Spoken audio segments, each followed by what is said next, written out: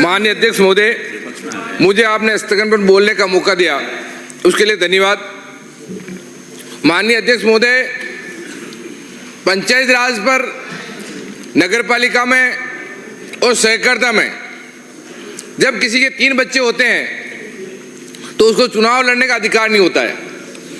कोई विधायक हो, कोई सांसद हो, उसके पहले 4 लड़के हो, 5 लड़के हो, 10 लड़के हो, या तो एमएलए एमपी के भी तीसरी संतान वाला नियम लागू होना चाहिए। 10 किसके भाई? और नाम तो मैं काउंट करूं, अच्छी बात नहीं है, पर माननीय अध्यक्ष महोदय और संसदीय कार्य मंत्री बैठे हैं, जिस प्रकार की जनसंख्या पूरे देश में कम बढ़ रही है, या तो आप तीसरी संतान वाला मामला पंचायत राज में खत्म करें, नगरपालिका में खत्म करें, या सहकारिता में खत्म करें, या अगर आप इसको लागू करना चाहते हैं तो एमएलए, विधायक और सांसद में भी आप लागू करवाएं। माननीय मंत्री महोदय, ये बहुत ही गंभीर मामला है। लंबे टाइम से अच्छे जनप्रतिनिधि चुनाव नहीं लड़ पा रहे।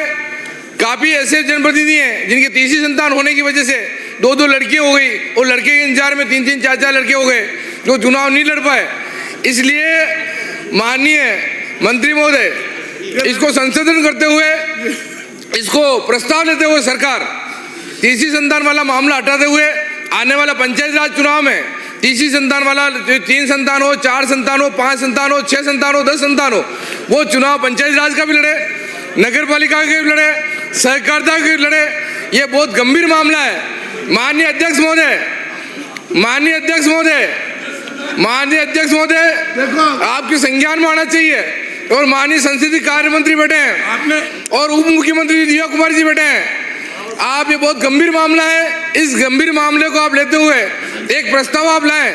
मदन जी दिलावर भी पंचायत राज मंत्री बैठे हैं, उन्होंने भी मेरे को कहा, मैंने इनसे मिला भी था पंचायत राज मंत्री से, उन्होंने कहा कि जो पंचायत राज में तीसरी संतान वाला मामला है, आने वाले पंचायत राज चुनाव में हटाएंगे, नगरपालिका चुनाव में हटाएंगे, जनसंख्या की बढ़ोतरी होनी चाहिए।